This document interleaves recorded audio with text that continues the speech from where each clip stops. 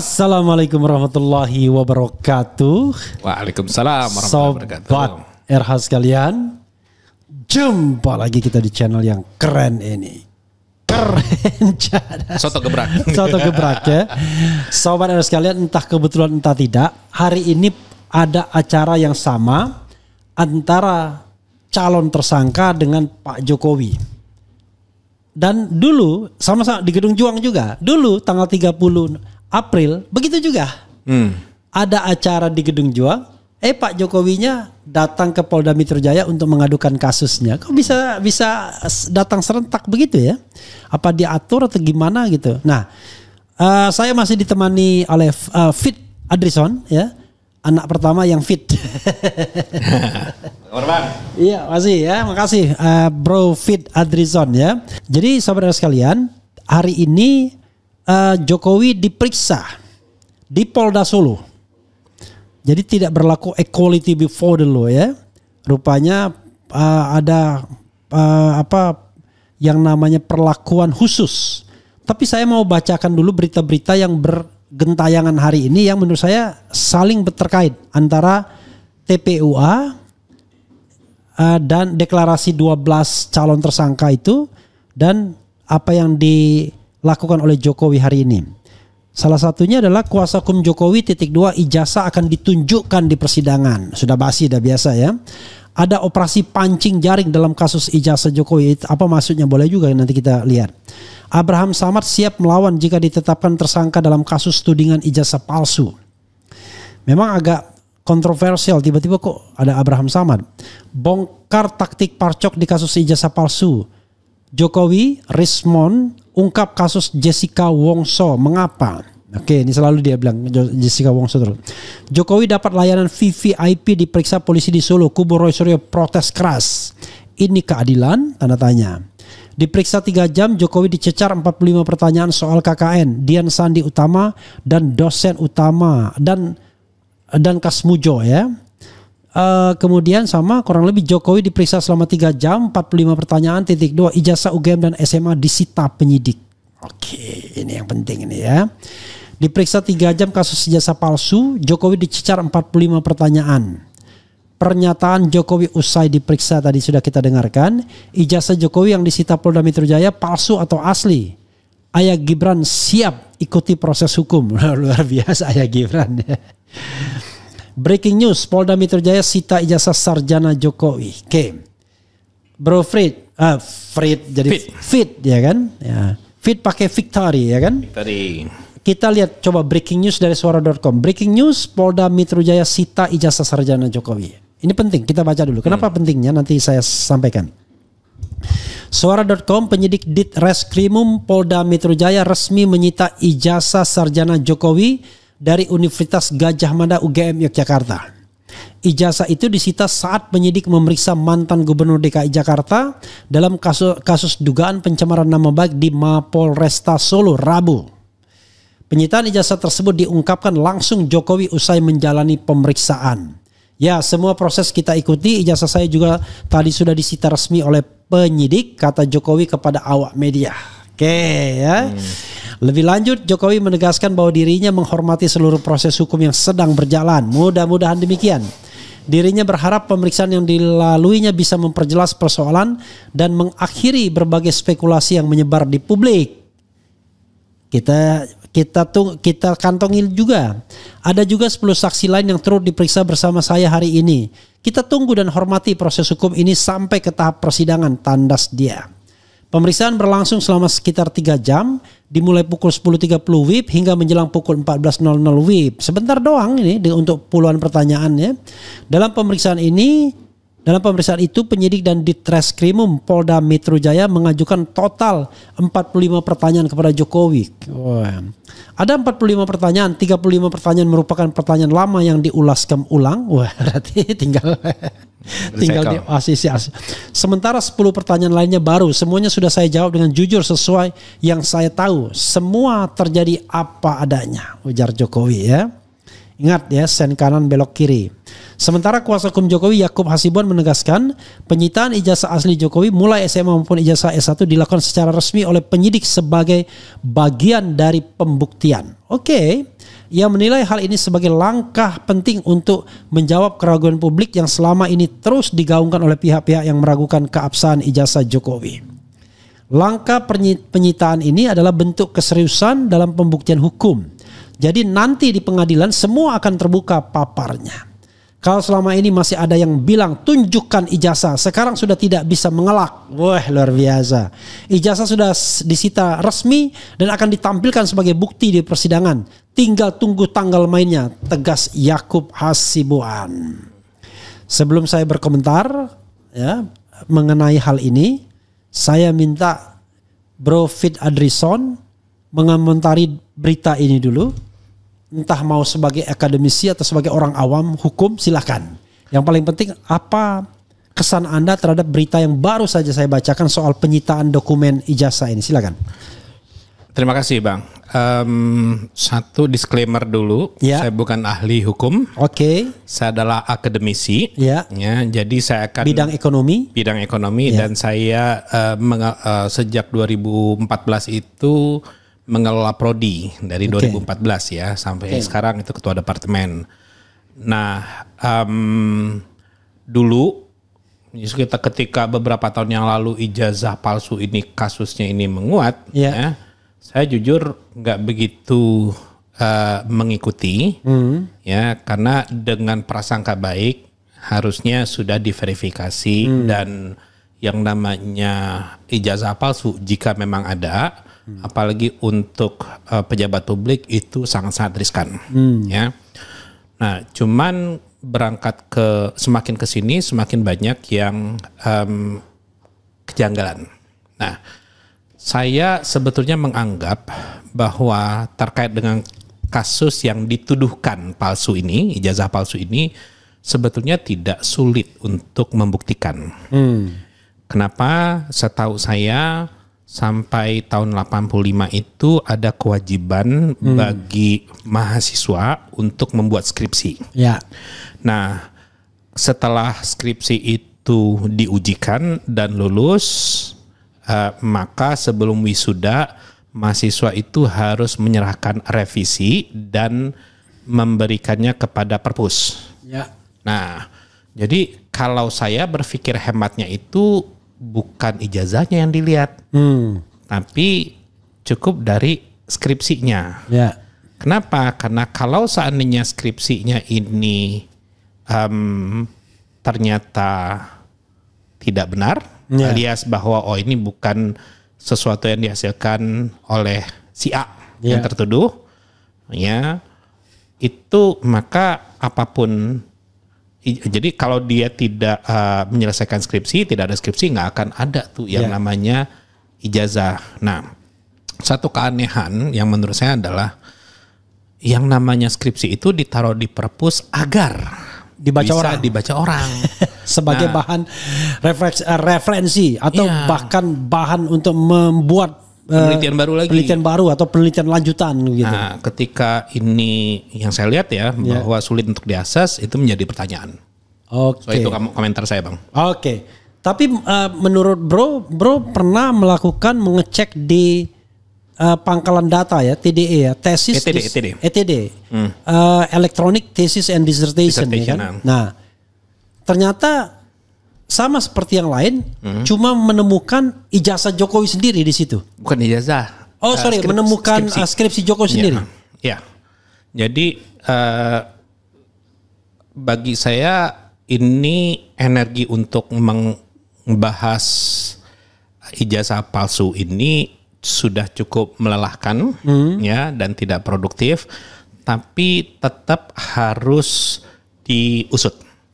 Karena berbeda dengan rakyat biasa, implikasi dari jika memang ijazah palsu bagi seorang pejabat publik itu luar biasa. Jadi saya berusaha untuk mengecek sekitar 5 atau 6 orang yang mengklaim itu adalah temannya Pak Jokowi waktu di UGM. Ya. Saya cari namanya di ETD-nya UGM. Iya. Nggak ada. Nggak ada. Nah, terus kemudian Siapa aja namanya? Fronojiwo kalau nggak salah. Saya harus cek lagi ya itunya. Seingat saya ada Fronojiwo, terus kemudian ada beberapa lah gitu ya. Nanti saya sebutkan. Oke. Ya. Tapi sebentar biar enak nih ya. Iya. Biar kelihatan ya untung sekana Fronojiwo, Robertus Sugito, Mustoha Iskandar, Saminuddin Betou. Iya. Saya masukkan nama-nama tersebut di websitenya, lamannya itu adalah https://etd.repository.ugm.ac.id. Oke. Saya masukin tidak ada namanya. Oke. Nah, itu ya. Tapi Jokowi ada. Jokowi ada. Terus kemudian saya berusaha untuk masukin, ya udah saya search aja lah Fakultas Kehutanan dan 1985. Iya. Surprisingly hanya Jokowi saja yang ada. Jokowi saja yang ada di ETD. Di ETD-nya. Jadi Electronic Thesis and Dissertation termasuk skripsi ya, walaupun hanya beberapa halaman lembaran pertama yang tampil di sana. Oke, bukan penuh. Bukan penuh. Kalau penuh akan lebih asik lagi tuh. Iya, tahun berapa Anda menemukan? Saya ngeceknya itu sekitar bulan Mei kalau nggak salah. Lalu diupload tahun berapa itu kira-kira? Ini saya ngeceknya itu bulan Mei tanggal 15. Iya. Ya, terus kemudian kalau di-uploadnya saya tidak tahu karena saya bukan orang IT. Ya. Tapi dari beberapa sumber kan 2019 kalau nggak salah. Oke, tapi bukan Anda sendiri ngecek 2019. Oke. Nah, ya, disclaimer ya. Ya, disclaimer. Kita kalau academician itu harus sejujur-jujurnya kan. Nah, akademisi boleh salah, tetapi tidak nggak boleh bohong. Oke. Politisi boleh bohong tapi nggak boleh salah. Nah, saya nggak komen itu. Karena begitu Anda salah, Anda tidak percaya. Jadi apalagi kalau bohongnya berkali-kali dan ketahuan terus ya. Nah, pertanyaan saya adalah, ini ada semacam sebuah paradoks. Paradoksnya adalah, saya mendengar kenapa cuma ada ijazah Jokowi saja di ETD tersebut, di pangkalan data itu. Katanya karena kami bangga. Ya kan? Bentuk kebanggaan kami, ya kami upload ke ETD ijazahnya Jokowi. Dengan catatan kita bahwa permasalahan ijazah palsu ini muncul sebelum tahun 2019. Kalau tidak salah ya 2016. 2019 ingat saya waktu itu. Ada sumber yang menunjukkan bahwa proses upload itu terjadi di 2019. Iya, maksud saya soal ijazah palsu itu menguak. Sebelum itu ketika Bambang Tri membuat buku. Nah, itu 2016-2017. Makanya 2017 tuh ada klaim Kasmujo sebagai dosen pembimbing skripsi yang ternyata zong gitu ya. Nah, di satu sisi mereka bangga karena itu cuma satu-satunya. Tapi di sisi lain skripsi yang analognya itu seperti di-keep. Ya, itu kontradiksi menurut saya. Gak boleh orang melihatnya. Bahkan Roy Suryo ketika datang ke sana baru terakhir setelah otot-ototan ditunjukkan skripsinya dan akhirnya bisa dipotret dengan resolusi tinggi begitu. Ini kan sebuah kontradiksi interminis, sebuah paradoks. Di satu sisi bangga karena itu mau dipamerkan, diewer-ewerkan, dan jangan lupa tidak semua orang bisa melihatnya. Ini analognya, begitu mau dilihat orang nggak boleh. Itu aneh bagi saya. Ada yang kemudian dianggap ini private, ya kan? Mana ada skripsi private? Gimana pendapat Anda? Jujur, ketika ada informasi dari UGM bahwa mereka mengupload itu karena kebanggaan, untuk sementara kita terima dulu. Oke. Terus kemudian di-upload secara bertahap. Anehnya sampai 15 Mei, itu saya hanya menemukan satu nama. Jokowi saja. Yaitu Joko Widodo. Joko Widodo. Nah, untuk yang 85 di Fakultas Kehutanan. Pertanyaannya adalah apakah butuh waktu 5 tahun lebih atau 6 tahun untuk mengupload data-data tersebut, karena yang diupload itu kan sebetulnya hanya lembar pengesahan, terus ada beberapa lembar awal gitu kan, terus informasi siapa pembimbingnya dan seterusnya dan judulnya itu menurut saya sih logikanya nggak butuh waktu yang lama. Jadi ketika let's say kalau kita bangga kan 2014 Jokowi jadi presiden itu. Baru di-upload 2019. Iya. Ketika sudah ribut-ribut begitu ya. Iya, nah kontradiksi yang Bang Refli sampaikan tadi juga memang cukup valid karena kalau ada satu institusi begitu bangga dengan lulusannya, maka tentunya skripsi dari yang bersangkutan itu di aware juga bisa diakses oleh publik. Paling tidak, wah ini contoh seseorang yang bisa jadi becomes the president of Republic of Indonesia, ya kan? Ya kan, luar biasa. Dan selain itu juga ingat bahwa yang namanya skripsi, tesis atau disertasi itu ditaruh di perpus agar bisa dibaca oleh orang lain untuk mungkin sebagai reference atau untuk melihat area of improvement yang bisa dilakukan untuk melakukan penelitian yang lebih baru gitu. Oke, bro, coba saya garis bawahi ya, nanti bro bisa tambahkan. Siap. Dari kalimat terakhir, kalau selama ini masih ada yang bilang tunjukkan ijazahnya, sekarang sudah tidak bisa mengelak. Ijazah sudah disita resmi dan akan ditampilkan sebagai bukti di persidangan. Tinggal tunggu tanggal mainnya. Ini nggak jelas nih. Alangkah kejamnya Jokowi kalau begitu. Untuk menunjukkan ijazah pun harus ada yang jadi tersangka dulu. Kan begitu. Kan intinya dia akan mengatakan tunggu di persidangan. Dan jangan lupa, persidangan yang ditunggu itu adalah persidangan di Polda Metro Jaya. Polda Metro Jaya itu potensial tersangkanya itu adalah Roy Suryo dan kawan-kawan. Sementara di Bareskrim sudah selesai ini barang. Tidak bisa menersangkakan Jokowi lagi karena sudah dianggap selesai. Jadi kalau kesimpulannya alangkah kejamnya Jokowi kan begitu. Hanya untuk menunjukkan ijazahnya saja harus ada yang ditersangkakan terlebih dulu. Kenapa enggak dia press conference sebelum dia serahkan ke Polda Metro Jaya? Kalau sekarang menurut saya malah kita harus balik. Ini taktik lagi dia main. Nanti dia akan bilang tunjukkan ijazahnya. Loh, saya sudah serahkan kepada polisi. Begitu polisi, Pak Pol ya kan, tunjukkan ijazahnya Pak. Tunjukkan ijazah. Oh nggak boleh. Ini barang bukti. Nggak boleh diewer-ewer lah. Lalu digelar perkara khusus kagak ada. Allahu Akbar ya. Silakan. Ya makanya saya bilang tadi sebetulnya yang paling gampang itulah dari skripsinya saja. Itu udah benar-benar paling gampang. Tapi begini bro.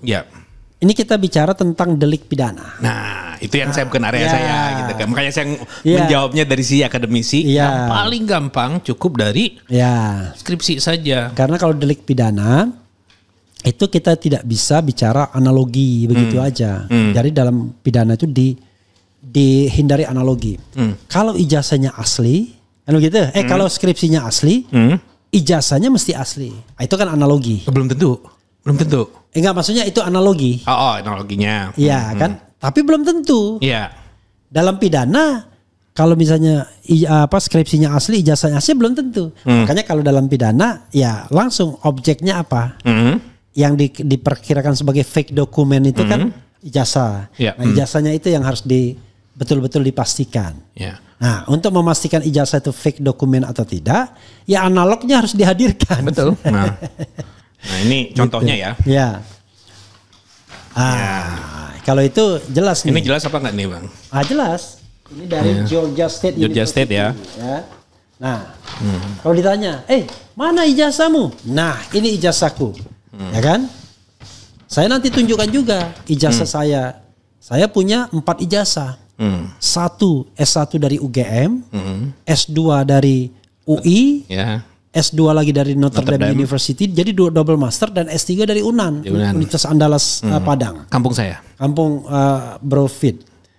Pertanyaannya nanti ada, kok namanya beda? Nah benar, karena nama saya itu awalnya cuma satu kata, Harun itu nama bapak saya, dan saya udah ubah melalui penetapan pengadilan negeri Jakarta Barat. Jadi dokumennya itu nyambung ya, bisa diverifikasi. Bisa diverifikasi. 2011 saya ganti nama, tambah Harun di belakang. Sebelumnya cuma satu nama. Itu biasa untuk orang orang Sumatera biasa itu. Ya, dan itu tidak baik kalau kita keluar negeri. Keluar negeri susah. Susah. Nama depan kita jadi FNU, first name unknown. Ya. Oke. Itu pun sebenarnya tidak persis Refli nama depannya. Saya tidak bisa disclosure karena agak malu. Agak malu ya. Kenapa agak malu? Itulah yang menyebabkan saya ganti nama. Jadi jelas reasonnya jelas itu ya. Okay. Sebenarnya ya kalau populer itu nggak ada masalah. Cuma saya sejak saya selesai kuliah, saya menggunakan nama Refli Harun. Refli itu nama panggilan. Baru tahu ya. Iya kan? Harun itu nama orang tua. Nama orang tua ya. Jadi itulah yang saya gunakan dan itu akhirnya resmi 2011 saya ganti nama persis ya. Ada beberapa orang sih yang tahu nama saya aslinya yang saya malu mengucapkannya bukan karena kriminal. karena itulah. Karena kurang maskulin. Oke. Nah, jadi kejam sekali dia mau menunjukkan. Tapi di persidangan, artinya di persidangan itu harus ada tersangkanya dulu. Kan kalau nggak ada tersangka kan tidak akan ada persidangan. Tidak hanya tersangka, tapi terdakwa. Bayangkan kejam sekali ya kalau saya lihat ya. Oke, ada lagi bilang begini. Langkah penyitaan ini adalah bentuk keseriusan dalam pembuktian hukum. Jadi nanti di pengadilan semua akan terbuka paparnya. Pertanyaannya adalah meningkatkan perkara ini dari penyelidikan ke penyidikan pakai apa? Itu benar-benar saya nggak tahu.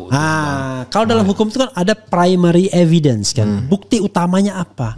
Kan harusnya bukti utama kan dokumen analog dokumen ini. Tersebut. Sementara Polda Metro selama ini mengatakan mereka tidak punya, yang mereka punya adalah fotokopi. How come Anda bisa mengatakan orang lain menyebarkan berita bohong berdasarkan fotokopi aja? Kan gegabah sekali. Dari sisi prosedur hukum itu aneh. Harusnya ini dimulai lagi dari nol tuh. Iya. Ya kan? Untuk kemudian proses penyelidikan dan penyidikannya. Penyelidikan dulu. Kalau ini kan kelihatannya udah di ujung-ujung, besok atau lusa Roy Suryo dan kawan-kawan akan bakal jadi tersangka. Oke. Kemudian ia menilai hal ini sebagai langkah penting untuk menjawab keraguan publik yang selama ini terus digaungkan oleh pihak-pihak yang meragukan keabsahan ijazah Jokowi. Ini masih kata mereka. Justru sampai sekarang belum terjawab keraguan tersebut. Kan kalau diserahkan kepada penegak hukum ya sama seperti Bareskrim kemarin. Ya. Sama, dan akhirnya sama Bareskrim nggak ditampilkan juga. Pertanyaannya adalah, bro, ayo kita gunakan logika akal sehat. Bukan. Enggak. Kita taruhan ibaratnya. Berani nggak Polda Metro Jaya menampilkan ijazah itu? This is a challenge. Berani nggak? Jadi dia tampilkan bahwa nanti dia umumkan tersangkanya si A, si B, si C, si D dan lain sebagainya. Lalu dia tampilkan jeber, ya kan? Ini ijazah aslinya. Selama ini berita bohong semua, kan begitu? Jeger gitu. Berani nggak? Saya meragukan itu. Kalau berani jempol Polda Metro. Tambahin. Tapi kalau tidak berani, please jangan mengkriminalkan orang. Sedih banget kita punya negara kalau penegak hukumnya tiba-tiba mengkriminalkan orang yang tidak bersalah. Seperti kasus Tom Lembong, ya kan? Oke. Kemudian dibilang ini, ya semua proses kita ikuti. Ijazah saya juga tadi sudah disita resmi oleh penyidik kata Jokowi kepada awak media. Jokowi mengesankan seolah-olah dia patuh sama hukum. Tapi selama ini gak pernah dihadir di pengadilan. Pengadilan yang menggugat dia gak pernah hadir dia, bro. Baik di Pengadilan Negeri Jakarta Pusat maupun di pengadilan di Solo. Gak pernah hadir dia. Sakit kali mungkin, Bang. Tidak sakit, memang gak mau. Bagaimana kita bilang sakit? Orang dia pada tanggal 30 itu di sana ada sidang mediasi, dia lebih memilih ke Jakarta menyerahkan ijazahnya. Padahal yang namanya mediasi itu adalah cara menyelesaikan masalah dengan kekeluargaan, dengan bermartabat, di mana tidak ada yang dijadikan tersangka atau pesakitan. Ini loh ijazah saya, tapi dia memilih untuk melaporkan orang-orang yang ngomongkan ijazah palsu pada tanggal 30 April. Kita bertanya, di mana kenegarawan Bapak satu ini kan? ya kan? Bang Refli yang menanyakan. Nah, this is a retoris ya, pertanyaan retorik ya kan? Pertanyaan yang tidak membutuhkan jawaban. Ya, tapi yang jawabnya dalam hati. Iya, ini gugatan sebenarnya. Oke. Dia bilang apa?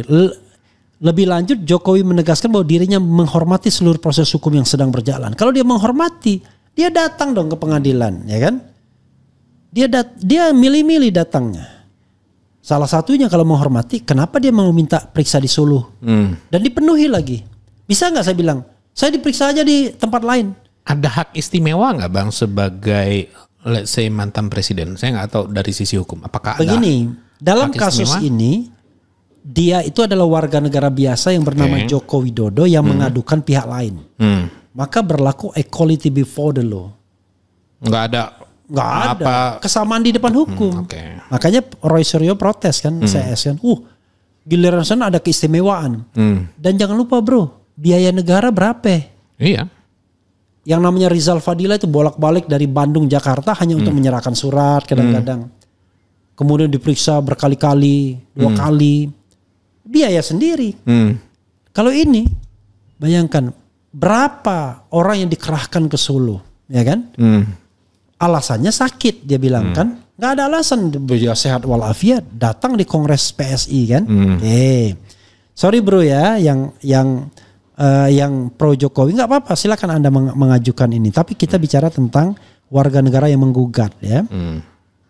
Kemudian, oke, ini udah kurang lebih sama. Nah, pertanyaannya adalah, kalau kita lihat tadi statement dari Jokowi, dia tidak membantah bahwa ijazah yang diupload Dian Sandi kader PSI itu adalah ijazah dia. Dia tidak bantah. Karena kalau itu bukan, dia akan bantah. Karena kalau dia membiarkan itu berarti dia membiarkan kebohongan dong. Dia kan nggak membantah. Kalau itu soalnya ijazahnya itu yang Dian Sandi itu yang resolusinya lumayan tinggi, maka ada a different opinion dari Roy Suryo. Itu yang harus dihormati. Dari Rizwan Hasiolan, bahkan dari sumber saya. Bahwa ijazah itu tidak identik dengan ijazah lainnya. Itu kata sumber. Identik, ya kan? Tapi yang lebih parah lagi, Rizwan mengatakan fake. Itu palsu. Kenapa? Karena fotonya ternyata berbeda. Kemudian capnya itu tidak di atas jas yang hitam, tapi tidak terlihat ada lintasan cap itu setelah di digital forensik. Dan yang paling telak adalah kalau kita lihat secara kasat mata, itu ijazah itu berbeda dalam hal letak huruf. Letak huruf A di ujungnya. Ya, letak huruf A itu. Ya, sebenarnya bukan hanya A, tapi N juga, A juga. Dan itu kan kasat mata, nggak perlu kita menggunakan ilmu. Sama begini bro, soal fotonya, coba ditampilkan fotonya. Foto wisuda, foto ijazah, dan foto Jokowi sekarang. Jadi ada konfirmasi dari mereka ini, Roy Suryo dan lain sebagainya, foto yang wisuda sama dengan foto yang ijazah. Respon mengatakan itu, Roy Suryo mengatakan itu, kemudian ada sumber saya, topi merah mengatakan itu. Tapi foto yang ijazah dan wisuda tidak sama. Nah ini, nih foto yang ini, ya kan? Jangan yang ini kita bilang. Foto yang wisuda, itu sama dengan foto yang ijazah. Tapi foto yang wisuda dan ijazah tidak sama dengan foto yang presiden. Nanti ada argumentasi bahwa kan orang bisa berubah tampangnya, gimana bang? Sekarang kita bicara tentang kasat mata. Menurut Dr. Tifa, ada hal yang tidak bisa berubah di diri orang. Gigi. Bentuk hidung salah satunya. Kecuali kalau dia operasi. Tapi masa orang operasi dari mancung bagus menjadi agak lebar, kan nggak mungkin. Kalau dibalik bisa kan? Saya nggak komen. Nah coba lihat. Di foto wisuda ini, hidungnya mancung lancip. Kumisan, bibir rodok tebal. Beda sekali dengan yang di sini. Kalau ini ada pengaburan. Kalau yang ijazahnya, makanya ijazahnya ini seperti ada pengaburan, dibilang ada seperti ada editing. Karena ketika dipakai ELA, ya menurut Rosario banyak sekali editing. Dipakai error level analysis. Nah, saya tidak mengatakan bahwa yang disampaikan Roy Suryo, Rismond dan Topi Merah itu pasti benar. Ya. Kan nggak bisa. Sebelum tetap harus ada reserve. Iya, ada reserve ya. Tetapi Anda juga nggak bisa mengatakan pasti salah. Iya, betul. Karena itulah harus ada yang namanya pengujian yang bersifat ilmiah, terbuka dan independen. Sehingga hasilnya tuh bisa diperiksa. Nggak bisa Anda ujuk-ujuk periksa di belakang layar, tiba-tiba press conference mengatakan ijazahnya asli. Ya orang nggak terima. Kalau bagi saya sih logika orang awam dan logika orang pendidikan itu benar-benar sederhana aja, Bang. Lihat dari skripsinya, kalau seandainya mau dicek silakan cek karbonnya, gitu kan. Terus yang kedua bandingkan antara ijazah angkatan yang sama dari fakultas yang sama dengan ijazah asli yang diserahkan oleh Pak Jokowi. Sesederhana itu aja kok. Ya, jadi harusnya sih nggak ribet-ribet. Tapi gitu. Saya bantah Anda. Gimana? Nah, oke, ini enaknya ini kan. Asiknya, kan kita kan bukan orang hukum, ya kan. Itu sama dengan pendapat awam yang mengatakan begini, bro. Ini kan UGM sudah mengatakan asli. Sebentar. Kan Anda, kalau misalnya Anda diragukan ijazahnya, kan rely on dengan yang menyediakan, yang memproduksi ijazah aja, tinggal tanya aja ke UI. Anda S1-nya UI ya? Iya, saya S1-nya UI. Itu Fit Adison lulus tahun 99. Ya. Clear. Ya. Lulusan UI enggak?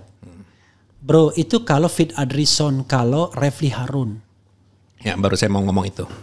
Tapi kalau Joko Widodo, the former President of Republic of Indonesia, atau bahkan Presiden at that time, nggak gampang urusannya. Kita bicara teori hegemoni. Ya. Kita bicara tentang relasi kekuasaan. Sangat setuju. Kira-kira seorang Kasmujo berani nggak dia membantah? Oh Pak, saya bukan ketika dibilang itu, Pak, saya bukan pembimbing skripsi Anda Pak. Kan nggak mungkin. Makanya pas pada saat waktu 2017 itu Pak Kasmujo itu kan tidak membantah.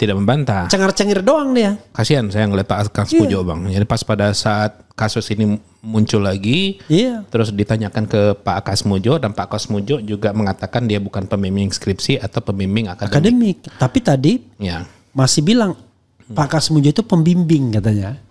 Dia mau nggak jelas. Karena kalau di kampus itu cuma dua saja, pembimbing akademik PA sama pembimbing skripsi. Nggak ada pembimbing yang lain.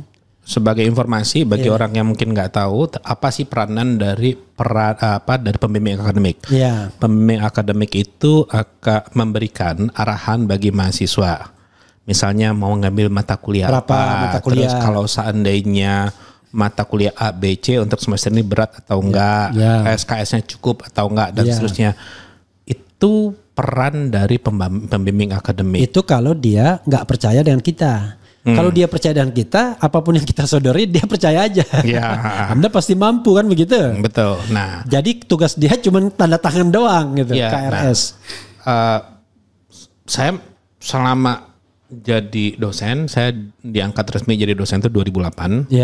Itu masih belum pernah melihat di mana PA itu diajak berdiskusi untuk skripsi. Sampai akhirnya bolak-balik galak sekali gitu kan. Saya masih belum pernah tuh ngeliat kayak gitu. Karena apalagi jurusannya beda. Oh, saya nggak tahu tuh. Saya nggak tahu. Contohnya saya pembimbing akademik.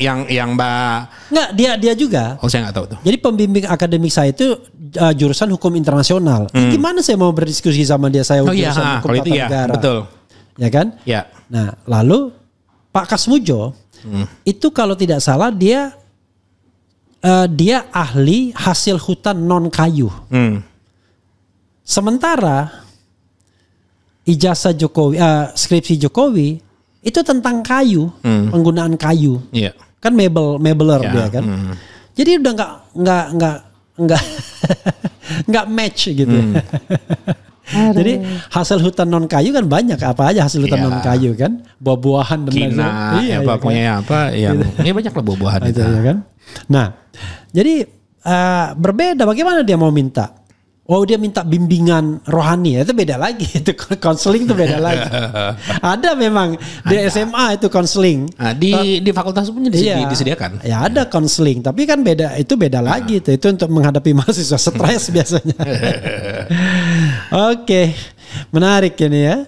Jadi pastikan ya kalau memang ijazahnya ini disita, ijazahnya asli. Maksudnya asli itu adalah apa yang sudah terpublikasi selama ini, yaitu yang diupload Dian Sandi. Kalau ada versi lain misalnya ya, wah, maka berarti Bareskrim Mabes Polri melalui Dirtipidum, Direktur Tindak Pidana Umum, yaitu Brigjen Johandani itu menyebarkan berita bohong. Karena yang dia tampilkan di tanggal 22 Mei itu ya sama seperti yang di Dian Sandi. Nanti ada orang bilang, kan beda, ini warna itu fotokopi. Iyalah, tapi kan dari kita lihat A dan B posisinya itu kan udah kelihatan, walaupun walaupun hitam putih versus berwarna beda. Tetap aja misalnya overlapping huruf dan lain sebagainya itu kan tidak berbeda. Nah, karena itu ya jangan coba-coba membohongi publik. Tapi kalau memang benar ijazah Jokowi itu asli sekali lagi memang ya dihukum orang-orang yang enggak, saya tidak bilang kayak gitu ya. Enggak. Nah, kita harus minta maaf. Itu tahap yang paling dasar. Perkara kemudian dia mau melanjutkan kasusnya, silakan. Ya, betul. Tapi jangan lupa pasal 310 dan pasal 311 KUHP itu mengatakan kalau demi kepentingan umum orang nggak bisa dipidanakan dengan pencemaran nama baik. Karena Roy Suryo melakukan itu kan demi kepentingan umum. Mungkin itu bisa diargu, Bang. Kenapa? Diargunya adalah kalau Roy Suryo kan mengatakan bahwa ini adalah mantan pejabat. Ya. Mantan, terus kemudian yang Roy Suryo pun mengatakan bahwa Pak Jokowi juga masih jadi sebagai Dewan Pengawas Dewan Antara. Oke.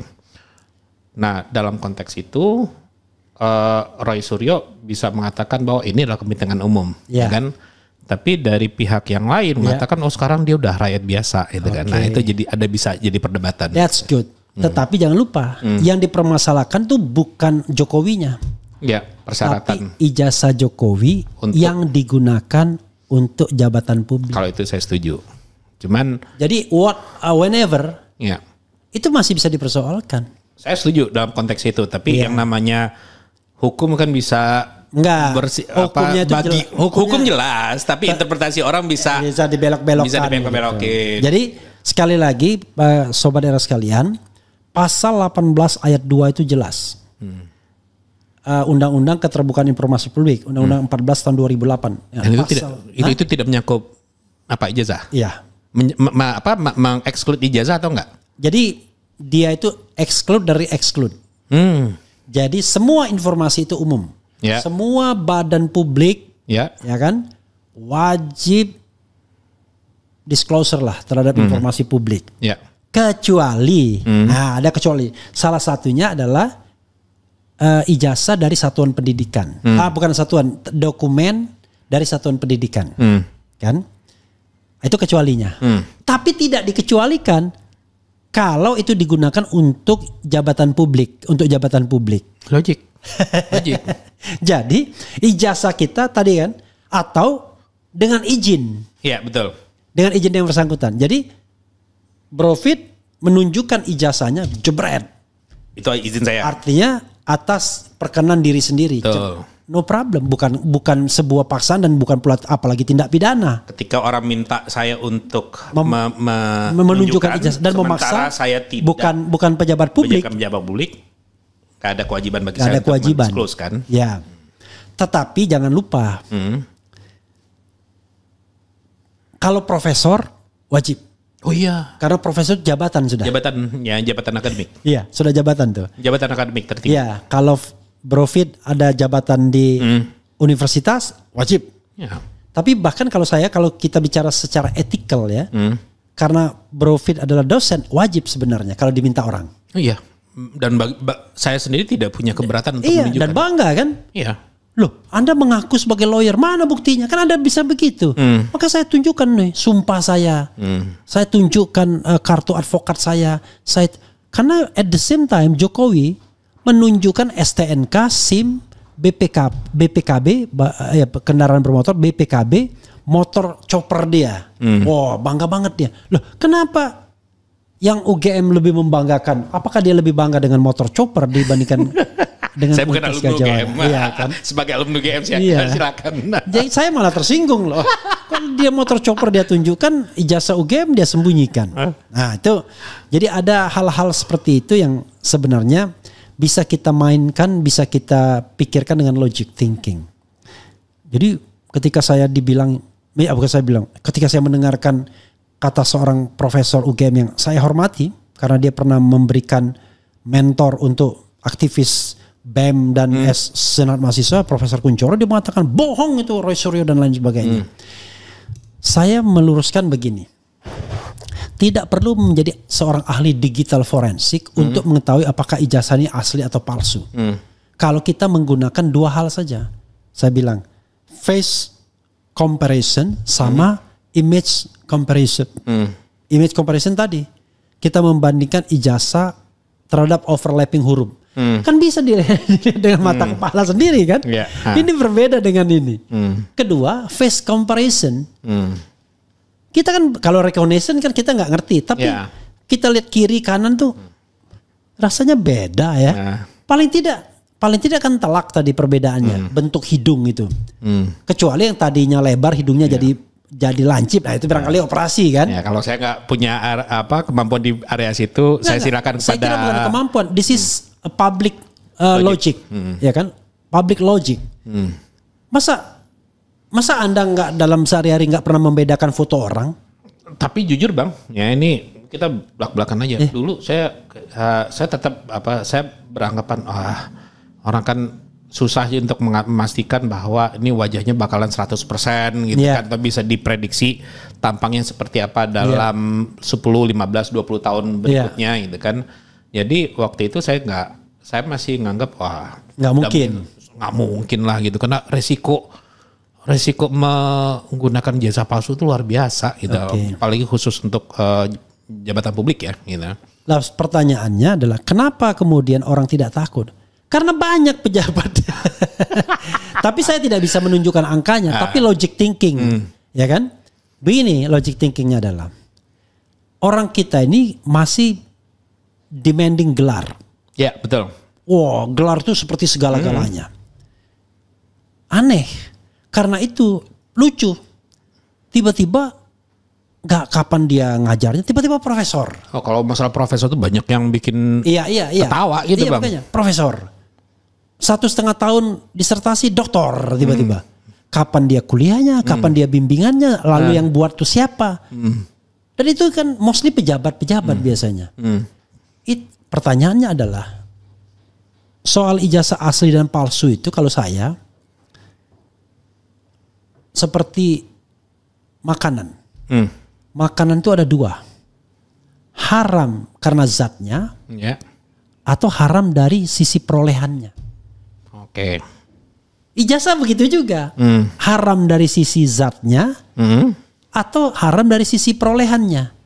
Ada ijazah asli diberikan oleh kampus tertentu, tanda tangannya benar, rektornya benar, tapi prosesnya nggak benar. Dia nggak pernah kuliah, nggak pernah bikin tesis, bikin skripsi. Analoginya bagus. Iya, ada universitas saya nggak nyebutkan. Banyak sekali dia menelurkan memberikan ijazah, mencatat alumninya sekian. Tapi kalau dicek skripsinya hampir zong.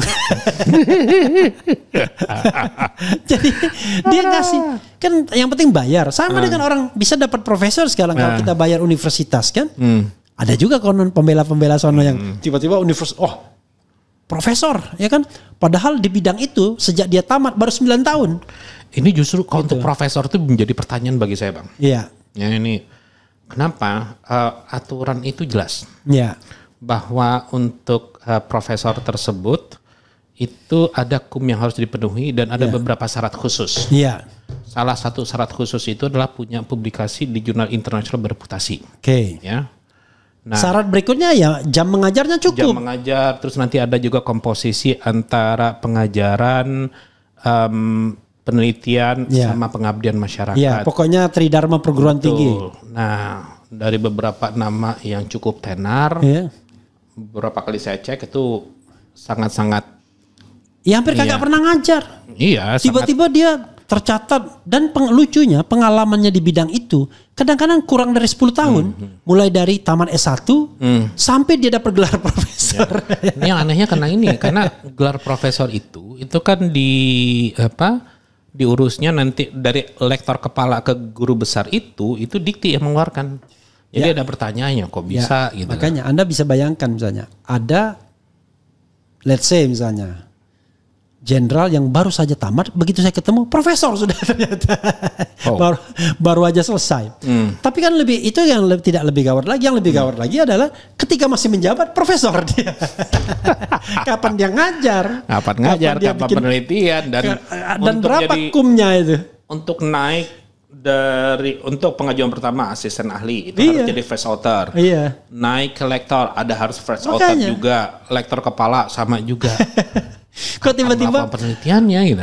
Setahun 2 tahun jadi pejabat profesor dia ya. Sudahlah itu kan itu untuk mengatakan bahwa betapa longgarnya persyaratan akademik di kita itu. Gila itu. Makanya sebetulnya bukan longgar, Bang. Lebih ke arah mungkin apa ya? Bukan longgar persyaratan, sorry. Betapa longgarnya, betapa tidak bisa integritas kita bermasalah betul dalam hal ini. Lebih ke arah itu sih. Iya. Nah, cuman tadi yang saya sayangkan dari unitas yang bersangkutan kehilangan integritas juga pejabatnya. Begitu ada pejabatnya yang dikasih gelar profesor dan lain sebagainya, diapresiasi. Walaupun nggak jelas itu perolehannya, diapresiasi. Makanya kan dulu ada kasus kan, sama-sama kita saling menuding kan, UGM soal ini, tapi di UI ada juga, di fakultas Anda juga itu, walaupun khusus itu ya kalau nggak salah ya. Tapi kan ekonomi juga itu kan, atau bagian ekonomi nggak itu? Bukan ya? Itu bukan. Khusus itu ya? Khusus itu langsung Bahlil lah. Kita nggak boleh nyebut nama, tapi sebut aja Bahlil gitu. Gitu ya. Itu bukan di FEB, bukan. Bukan ya? Tapi ada namanya SKSG. Oh, yang betul-betul untuk jurusan cari duit gitu ya? Saya nggak komen. Ya kita tahu, kadang-kadang di beberapa universitas itu karena mereka sudah badan hukum publik, ya kan? Dan kalau nggak salah cuma 40% uang dari negaranya, 60% cari sendiri, ya begitu-gitu mulai jual-jual gitu. Padahal the nature of pendidikan tuh nggak boleh jualan harusnya. Tapi maksudnya pendidikan negeri ya, karena pemerintah provide education kan under the constitution's obligation kan. Tapi yang terjadi adalah ya itu tadi ya. Begitu dia suruh cari duit sendiri agak ngawur-ngawuran juga dia. 1,5 tahun bisa doktor gitu ya. Gitu. Silakan. Ya wrap up. Satu disclaimer bahwa saya bukan ahli hukum, saya adalah akademisi yang kebetulan menjabat struktural di kampus. Jadi pandangan saya adalah dari pandangan orang yang mengelola kampus. Sebetulnya untuk terkait dengan polemik ijazah, tuduhan ijazah palsu ini gampang untuk diselesaikan dalam waktu yang singkat, ya. Karena bagi saya sih setidaknya ada 2 cara. Cara yang pertama cukup ngelihat skripsinya, ya. Karena pada saat itu sampai tahun 85 setahu saya skripsi itu sudah menjadi kewajiban untuk orang lulus. Nah, skripsi itu biasanya dan harusnya itu ditaruh di perpus untuk bisa dibaca oleh orang sebagai referensi. Jadi sangat gampang sebetulnya. Nah, nanti bisa dicek pakai karbon atau apalah gitu kan, itu bisa. Itu cara pertama. Cara yang kedua, kan yang lulus tahun 85 itu bukan cuma 1. Dibandingkan saja. Ya analog yang beberapa pembandingnya dengan analog yang ijazahnya Pak Jokowi. Di bagian itu. Apa-apa. Sedikit. Itu yang belum saya jelaskan. Itu kalau orang biasa. Oh, itu kan makanya saya kan orang awam kan, saya bilang saya orang awam gitu kan. Karena the problem is walaupun ini sebenarnya azas praduga tak bersalah ya. Ada kemungkinan teman-teman satu angkatan yang di sekolah di tahun dan tanggal yang sama itu kan paling 70%. Oh, yang lulusnya maksudnya. Iya, maksudnya at the same date itu kan. Iya. Kalau bukan same date, maksudnya kan ijazahnya itu biasa diterbitkan setelah memenuhi, ya. Jadi tidak pas pada saat skripsi itu diujikan. Iya, tapi ijazahnya itu kan sama tanggalnya. Oh iya. Jadi ijazah Jokowi bertanggal 5/11. Nah, yang bertanggal 5/11 itu paling jumlahnya ya less than 100. Ya. And then it is easy for you to approach. Yeah. Somebody whom has the certificate. Yeah. And then talk to him, to them. Oh, saya tahu arahnya kemana. Saya tahu arahnya kemana. Makanya tiba-tiba muncul satu kolam menunjukkan. Dan saya tahu arahnya kemana. Gampang banget kan reproduction itu kan. And you keep the original one, and then when you show adalah. Makanya yang paling mendasar bagi saya adalah skripsinya aja, sederhana itu. Gitu Bang. Tapi nggak pakai gebrak meja. Ya saudara sekalian, sekali lagi ya, butuh kejujuran dan kejernihan dalam melihat kasus ini. Anda harus bayangkan bahwa kalau kita bicara tentang relasi kekuasaan, ya, atau kita bicara tentang political circumstance-nya, maka orang seperti Roy Suryo, Tifa, Rismon, Hasiolan dan lain sebagainya itu orang yang dalam sebuah posisi yang tidak kuat dia. Mereka adalah hanya an individual person. Nanti ada orang akan bilang, kan mungkin ada backupnya. Mana yang lebih kuat? Kalau seandainya backup apa sih yang lebih kuat dibandingkan seorang mantan presiden? Ada nggak yang bisa lebih kuat lagi? Ya, mantan presiden masih punya anak. Iya, yang sebagai wakil presiden, yang masih menjadi friend best friendnya presiden sekarang. Gak ada. Dan Anda pikir para konglomerat mau membackup Roy Suryo CS? Kan coba pikir, kata Cak Lontong, pikir dalam relasi dan circumstance politik seperti itu. Maka siapa yang paling potensial menzalimi? Kan begitu. Atau potensial untuk berbohong. Itu pertanyaan retorik yang tidak perlu dijawab. Tidak perlu dijawab. Dan satu lagi, seorang yang independen, yang tidak punya kekuasaan politik apapun, tidak mungkin berani kalau dia tidak punya kejujuran atau moral standing. Kira-kira hanya orang gila yang berani bohong, tapi dia nggak punya kekuatan apapun. Dia nggak punya backup politik, nggak punya backup finansial, dia berani berbohong. Kan nggak mungkin. Karena itu saya mengatakan Roy Suryo, Rismon, Tifa nggak mungkin berbohong in general. Ya 1-2 barangkali tidak correctly itu soal lain. Tapi in general dia nggak mungkin bohong. Karena itulah moral standing dia. Salah bisa aja sebagai seorang akademis, tapi kan sama-sama buktikan dong. Ya betul. Jangan kemudian di-deny dengan mudah, tetapi tidak ada pembandingnya yang adequate. Wah itu salah itu, nggak bisa kalau digital forensik begitu, bro. Anda mengatakan salah itu, silakan Anda membuat sebuah penelitian yang mengatakan ijazah ini asli. Nggak ada juga. So far tidak ada penelitian dari seorang ahli pun yang mengatakan ini ijazahnya asli. So far yang sependek yang saya tahu. Kan pernyataan asli itu kan cuma dari institusi. UGM dan Bareskrim. Sama plus pendukung-pendukungnya. Yang juga dia tidak melakukan penelitian apapun. Tidak menunjukkan nih berdasarkan ELA kami atau berdasarkan face recognition kami. Nggak ada. Oke. Jadi kita hanya memberikan penyadaran kepada publik. Kalau akhirnya jadi begini begono, ya sudah kita serahkan pada Allah Subhanahu wa taala, ya kan? Begitu saja. Makasih Bro Fit. Wassalamualaikum warahmatullahi wabarakatuh.